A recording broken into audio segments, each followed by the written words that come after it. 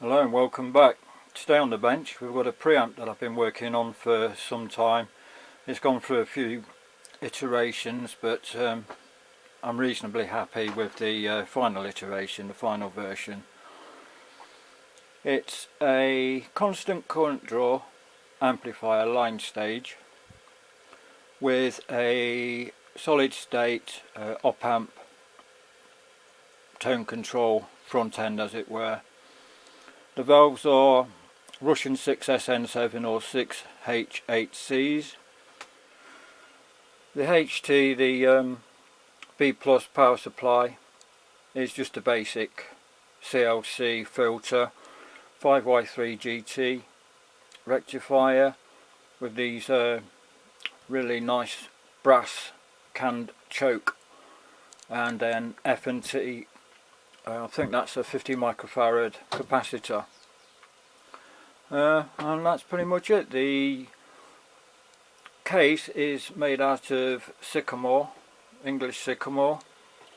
Let me get a bit better of a shot of that. The case is made out of sycamore. I made this by hand myself.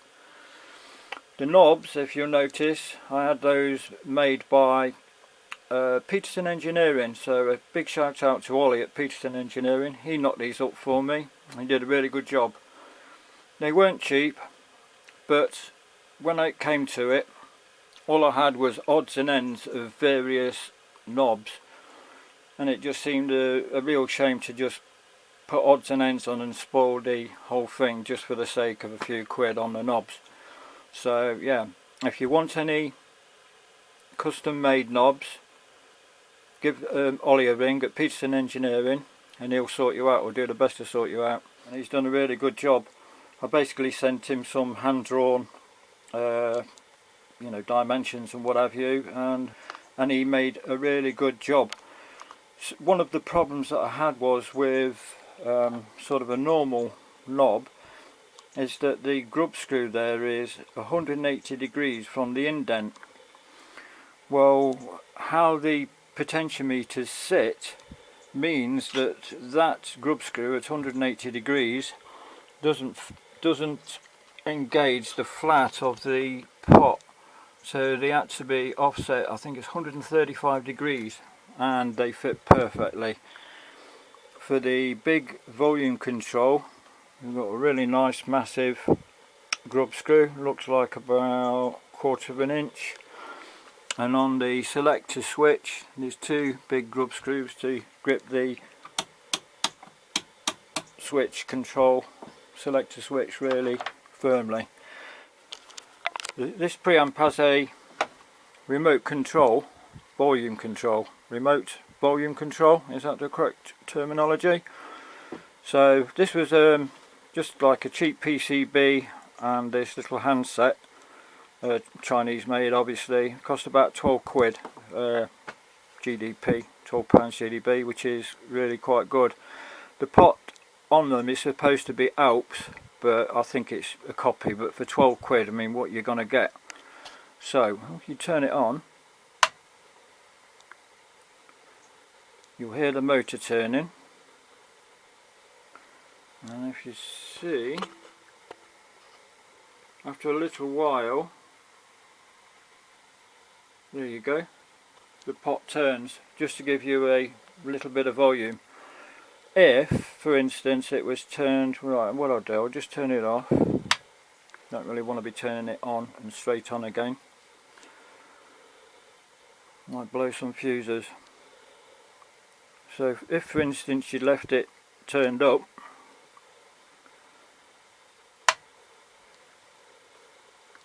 as you can see, it turns it down. Good, eh?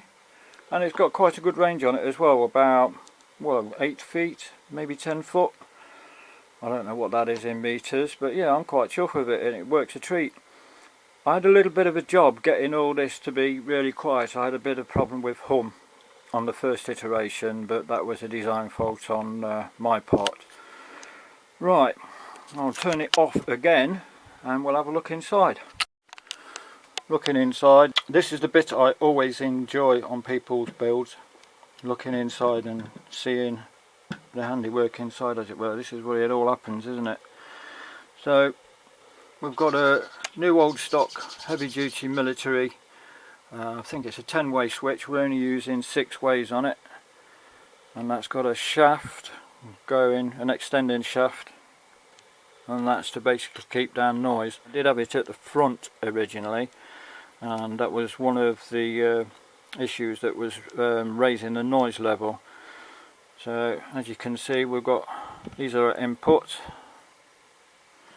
these are CMC copies, and yeah, they're alright. I can't, they're a lot cheaper than the, you know, the proper ones. Like, done some labelling, TV, CD, radio, tape, disc, AUX, tape, record out and output. These are Switchcraft RCAs. I'd say that's your input. On the mains input, we've got a mains filter, fuse, that comes in. Obviously here's our transformer terminals at the bottom there. That there, this little pot and those 2 resistors in the capacitor, they are to raise the heaters. Because the one triode is direct connected to the other, that puts the grid potential quite high, so it's not quite at the heater cathode voltage max, but it's getting there. So that's just a simple voltage divider going from the HT to ground with a cap there to decouple any noise, and that sets it at about 60 volts. This is our little board that I mentioned, the remote board. I had to make just a little power supply to supply that, and that's basically just a voltage doubler with a, I think that's a 12 volt 7812 regulator. And basically what I've had to do, I've had to take the volume control off. I mean, I swapped it for a proper aux pot anyway, move that over there and then just sort of remote wire it in.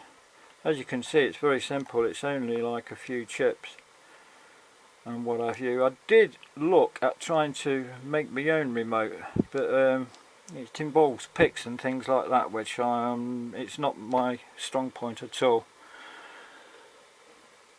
Over here, this is a power supply for our tone control board. So it's just a pretty simple plus 15 volt, minus 15 volt power supply with a, you know, obviously a center ground. I've wrapped the wires there in some copper tape to try and shield them from the mains wiring there. Again, they're just regulated by 7815, 7915s. You can see there's a load of capacitors and diodes on the back. That's for decoupling to cut down noise and also for protection.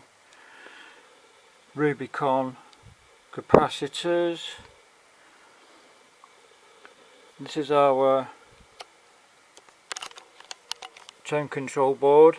I made this by hand. It's basically, the design is Rod Elliott's hi-fi preamplifier, except it's missing the output section. So basically all this is here is the bass and treble and balance control, which are those pots down there. As you can see, I've grounded the cans on the pot to cut down noise, and then it's all pretty simple. And that's our line stage, and it's just basically a couple of 20k resistors. So 120k goes to the anode of the first triode, and that's a normal, it's just a normal gain stage.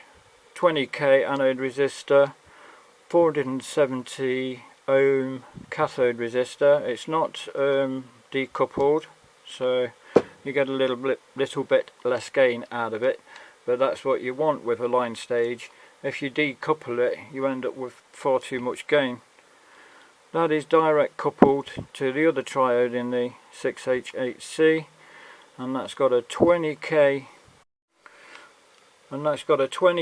cathode resistor, 470 ohm bias resistor to bias the grid and cathode at the correct potential, and there's just a diode across there. That's just to keep the grid and cathode within, what is it, it's just under 1 volt while the heaters warm up. It's just to, stop putting strain on it. And then the output are a couple of W new old stock 4 microfarad capacitors.